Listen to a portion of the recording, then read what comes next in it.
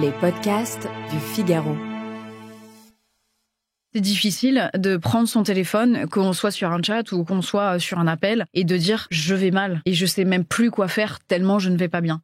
Ces situations de grande détresse, c'est articulé par ce qu'on appelle des crises suicidaires, donc c'est-à-dire des jeunes qui sont très attirés par le fait de passer à l'acte, donc sur le plan suicidaire, ou qui sont déjà passés à l'acte, c'est-à-dire qu'ils nous appellent et c'est déjà en train de se produire, donc ils ont pris beaucoup de médicaments, ou ils ont mélangé des substances, mais à un niveau dangereux. Il y a une urgence à changer. Pas besoin d'aller à l'autre bout du monde pour nous engager. Et donc de sortir à nouveau de sa zone de confort. Il me semblait qu'il y avait quelque chose d'injuste. C'est un métier qui demande du temps. De l'empathie, c'est dur. C'est dur, mais c'est tellement gratifiant de faire des... À la fois c'est génial et à la fois ça nous terrifie. S'engager, c'est prendre ses responsabilités. Et puis il y avait l'idée aussi de montrer un exemple. Et lâche rien, fonce et avance quoi. Bonjour, vous écoutez le podcast Les Engagés. Je suis Aude Barietti de la Garde, journaliste au Figaro. Toutes les semaines, nous recevons un homme ou une femme qui porte haut et fort, ou parfois plus discrètement, sa détermination à faire évoluer la société. Aujourd'hui, j'accueille Satinka Sanson, psychologue, fondatrice du réseau Feel Better. Bonjour Satinka. Bonjour Aude. Vous avez 31 ans, vous êtes diplômée d'un master de psychologie. Qu'est-ce qui vous a attiré vers la psychologie ? Depuis toujours, je dirais, j'ai eu cette fibre-là. Pour la petite anecdote, j'ai commencé à m'intéresser à Sigmund Freud à l'âge de 8 ans. Alors, à l'âge de 8 ans, je ne savais pas qui était ce monsieur, mais ça attisait tellement ma curiosité à l'époque que j'avais envie de m'intéresser à ce domaine, comprendre pourquoi les gens allaient ressentir telles émotions, pourquoi est-ce qu'on avait tel type de pensée. Et j'ai remarqué que les gens venaient déjà facilement se confier à moi. Alors, des histoires d'enfants, après des histoires d'adolescents. J'ai grandi dans des sections sport-études, en danse, donc j'étais destinée à la base à être danseuse, ce que j'ai fait un tout petit peu, et puis suite à une blessure, j'ai dû me réorienter, et c'est de là que je suis entrée en études de psychologie. À la sortie de mes études, j'ai commencé plutôt dans le milieu de l'éducation, avec une éducation qui me tient tout particulièrement à cœur, qui est l'éducation de Maria Montessori, et où j'ai pu accompagner des enfants dans une école bilingue qui avait des troubles du comportement. Et à la suite de cela, donc j'ai travaillé au sein de la protection judiciaire de la jeunesse. J'ai été responsable en tant que psychologue d'un foyer de jeunes garçons qui accueillait des MNA, donc ce qu'on appelle des mineurs étrangers isolés, et des adolescents qui étaient placés. Après, ça a été un petit peu plus éclectique. J'ai fait un passage en chirurgie, donc bariatrique, puisque en France, la loi exige qu'on puisse rencontrer des spécialistes, notamment psy, pour prendre les décisions. La chirurgie bariatrique, c'est ce qu'on appelle plus communément la chirurgie de l'obésité, c'est-à-dire c'est des personnes qui ont des troubles du comportement alimentaire, donc sur le versant soit de l'hyperphagie ou de la boulimie, qui sont très avancés et où ça devient très dangereux pour leur santé. Ensuite, vous avez tout quitté et vous êtes partie en voyage. Exactement, je suis partie en voyage. Alors ça aussi, c'était un appel qui me taraudait depuis quasiment toujours. Je ne saurais à l'heure actuelle même pas encore l'expliquer, mais depuis toute petite, je savais que l'étranger m'appelait. Et c'est ce que j'ai fait. Donc pourtant, j'étais en poste, donc à la protection de l'enfance. J'étais bien dans ce poste, mais l'ailleurs m'a appelée et j'avais déjà cette fibre, de par mes origines déjà culturelles, cette curiosité et ce désir d'apprendre des autres cultures, comment on vit ailleurs, quels sont les codes culturels, comment est-ce que les gens pensent dans leurs différences. Et donc c'est ce que j'ai fait pendant 1 an. Et donc j'ai eu l'occasion et la chance de faire aussi du bénévolat auprès de ces cultures-là, où j'ai vraiment pu apprendre leur savoir-être, leur savoir-faire, leur histoire.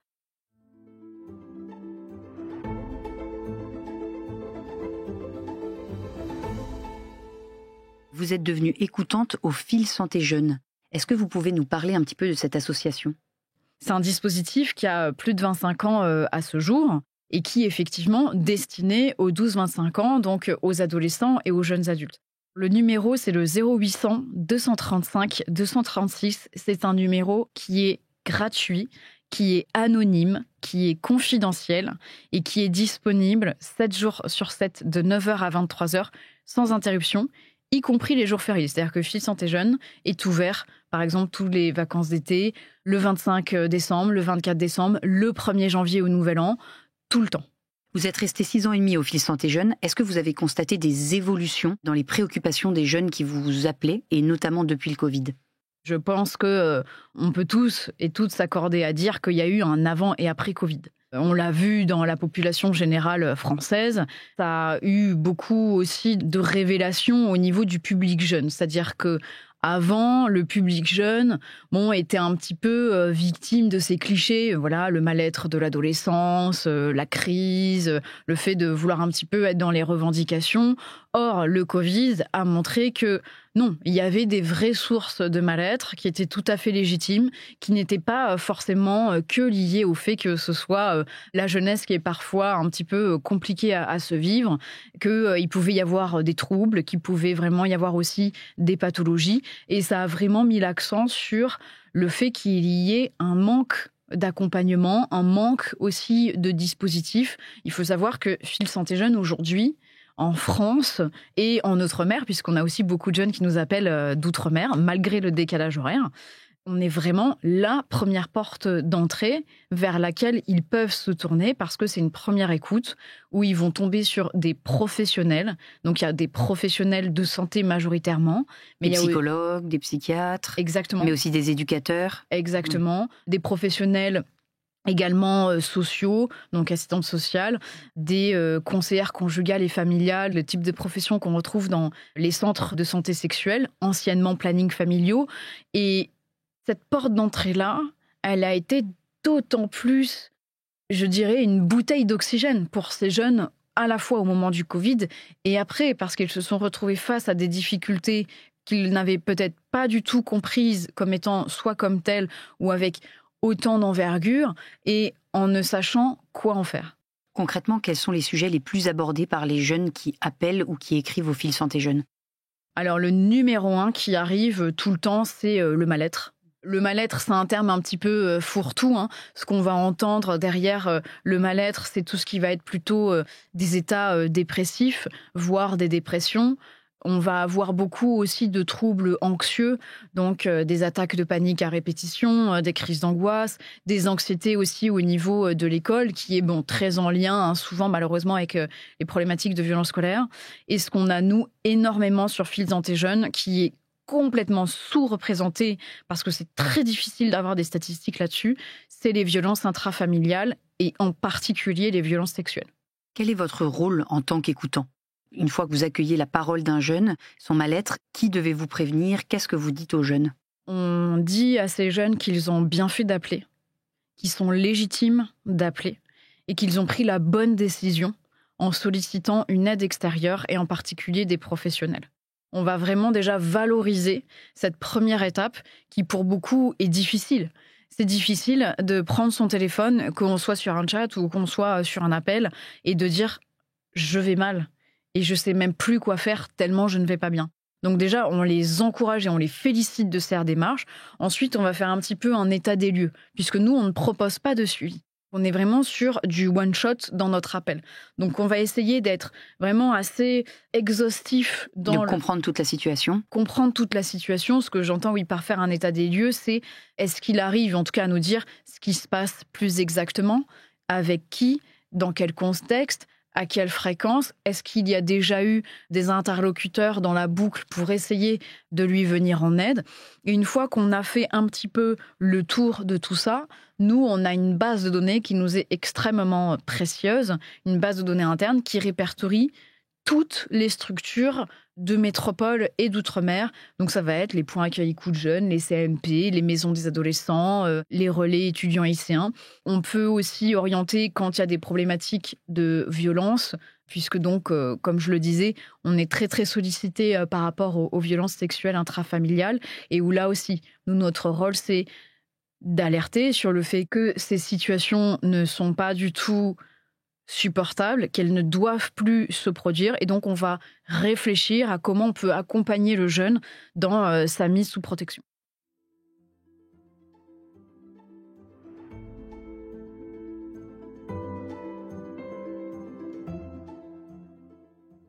Parmi tous les appels de jeunes que vous recevez parfois des appels de jeunes dans des situations de grande détresse. Ces situations de grande détresse, donc chez nous, c'est articulé par ce qu'on appelle des crises suicidaires, donc c'est-à-dire des jeunes qui sont très attirés par le fait de passer à l'acte, donc sur le plan suicidaire, ou qui sont déjà passés à l'acte, c'est-à-dire qu'ils nous appellent et c'est déjà en train de se produire. Donc ils ont pris beaucoup de médicaments, ou ils ont mélangé des substances, mais à un niveau dangereux, ou parfois ils se sont ouverts de sorte à y laisser la vie. On est également beaucoup sollicité en ces moments de crise par rapport aux incestes, où c'est des situations également que l'on gère beaucoup. Et pour cela, on a un protocole interne que l'on suit, qui est dynamisé par une des psychologues du dispositif qui fait une formation crise suicidaire spécifique. Et c'est ce qui nous permet de gérer ces situations d'urgence où vraiment on a une double mission qui est de évaluer la situation pour évacuer le danger le plus rapidement possible. Parce que si, par exemple, c'est une crise suicidaire qui est en train de se passer, le but, c'est que ce jeune trouve assistance dans les délais les plus rapides. Pareil, si c'est des incestes, si c'est une situation qui va encore, par exemple, se produire aujourd'hui ou dans le lendemain, il faut agir extrêmement rapidement pour protéger ce jeune. Mais c'est aussi de lui permettre de l'orienter avec cette première écoute, une fois qu'on s'est assuré de sa mise à l'abri, pour avoir les bons types de professionnels qui vont le prendre en charge et qui vont l'accompagner dans sa reconstruction. Dans les situations d'extrême urgence, du coup, vous levez l'anonymat des jeunes? Comment ça se passe? Oui, alors avec leur accord. Ça peut nous arriver de le faire sans, quand vraiment on est dans une situation d'une urgence extrême.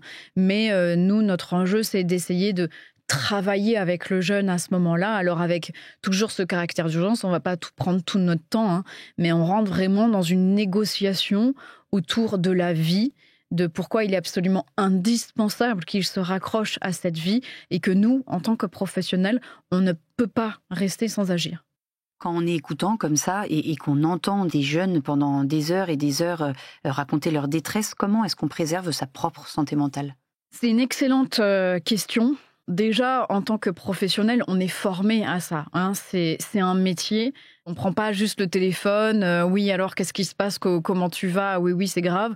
Non, on est formé à la fois pour vraiment veiller à la qualité de l'écoute et des propositions et de l'accompagnement dans ce passage de relais, mais aussi pour soi. Parce que, en effet, quand on passe des heures et des heures, il faut qu'on puisse avoir ce mélange, et qui va être très après propre à chacun en fonction aussi de nos personnalités propres, mais cet entre-deux, entre j'éprouve de l'empathie, voire parfois, si ça a une résonance un petit peu plus avec mon histoire personnelle, voire un peu de compassion, mais tout en gardant une distance émotionnelle pour à la fois déjà l'aider efficacement, parce que si je suis moi-même touchée, je ne peux pas correctement l'aider, mais aussi pour apprendre, et ça, je pense que ça ne relève pas d'une formation, mais juste de l'expérience, à apprendre à le plus possible essayer de ne pas repartir avec ces situations chez soi, de garder espoir en le relais qu'on a passé.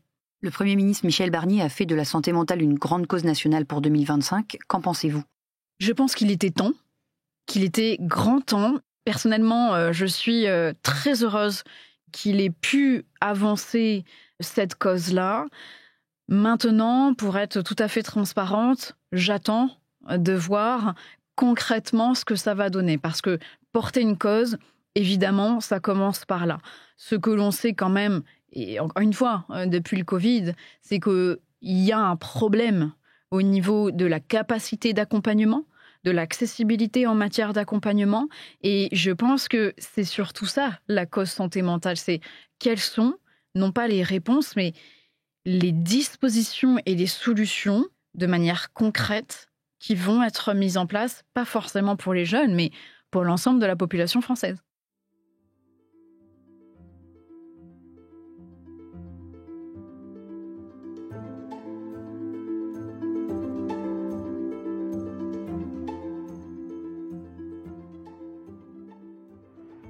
Vous avez récemment quitté Fil Santé Jeunes pour vous consacrer pleinement à votre projet Feel Better. En quoi est-ce que cela consiste? J'ai été frappée par beaucoup de Français que j'ai rencontrés sur mon parcours. Donc j'étais professionnelle de santé déjà à l'époque quand je suis partie et qui ont témoigné leur souffrance, soit avec laquelle ils étaient encore à ce moment-là, ou à laquelle ils ont dû faire face et où ils ont été seuls. C'est-à-dire qu'ils n'ont trouvé aucun psy sur place pour pouvoir les accompagner, dû à la barrière de la langue, dû au décalage horaire, dû aussi aux coûts qui sont très élevés à l'étranger par rapport à chez nous et qui ne sont pas trop pris en charge par les mutuelles internationales puisque ça fait cher à chaque fois à rembourser. Et une problématique aussi de violence assez camouflée, très discrète, mais qui est bel et bien présente. Donc ça va passer par des coercitions administratives, financières, notamment pour les femmes qui suivent les époux ou les conjoints, les enfants aussi, qui subissent beaucoup de harcèlement scolaire dans les établissements internationaux. Et pour moi, ça a été un déclic. J'ai dit, je refuse d'être une témoin passive de ce que j'ai vu. Feel Better, donc, c'est une société internationale de thérapie dont le premier volet est la plateforme Feel Better. C'est une plateforme qui tourne en 24/7 et qui est destinée aux Françaises et aux Français qui résident à l'étranger et qui sont aussi d'outre-mer et qui souffrent également de ce manque d'accessibilité aux soins psychologiques, que ce soit pour eux ou que ce soit pour leur famille. Ce sont des séances remboursées par les mutuelles nationales, internationales. Est-ce que vous travaillez avec des grandes entreprises, avec des consulats ? Tout à fait. Il faut savoir que l'international est beaucoup plus avancé que nous, en France, sur la thématique de la santé mentale. C'est beaucoup moins tabou, c'est beaucoup moins mal vu. Et ce qui fait que pour eux, c'est beaucoup plus naturel que les mutuelles à l'international remboursent les séances de psychologues et de psychiatres. On travaille effectivement avec les entreprises et les grands groupes qui envoient en mobilité internationale leurs employés, que ce soit sur du moyen terme ou des fois du plus long terme, et qui sont soucieux de leur installation et de comment aussi, eux, ils vont pouvoir vivre la pression, l'enjeu professionnel, et puis en plus, souvent, ils vont avec les familles.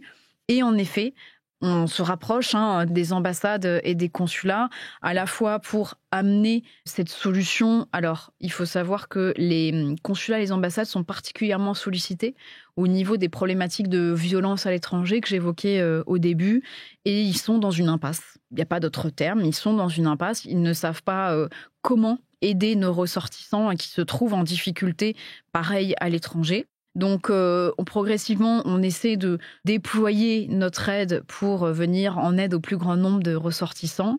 Et ça fonctionne plutôt bien. Aujourd'hui, ce que je peux vous dire avec à la fois émotion et fierté, c'est que 100% des patientes et des patients qui sont suivis chez Feel Better et qui sont passés par chez nous par rapport à des problématiques de violence, aujourd'hui sont à l'abri et ont beaucoup avancé dans leur reconstruction psychologique. Et les psychologues qui sont derrière tout ça, ce sont des psychologues formés à des thématiques particulières sur la violence, mais peut-être aussi sur l'expatriation, sur les différences culturelles ? Absolument. Il y a un recrutement très exigeant pour rentrer chez Feel Better. C'est pas du tout une plateforme comme on a l'habitude de voir sur la majorité des plateformes où on s'inscrit. À la rigueur, on a un rendez-vous comme ça pour un petit peu vérifier d'où vous venez. C'est beaucoup plus compliqué que ça et ça nous permet effectivement de garantir la qualité thérapeutique, d'avoir des spécialités, donc des psychologues interculturels qui sont formés aux enjeux de l'éloignement affectif et géographique et pour d'autres qui sont formés à la prise en charge des violences. Et quels sont vos objectifs pour l'avenir de Feel Better ?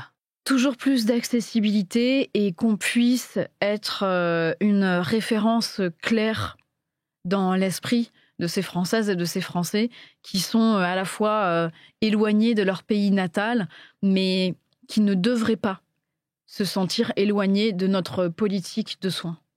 Nous arrivons à la fin de cette interview. Il est l'heure pour moi de vous poser notre question rituelle.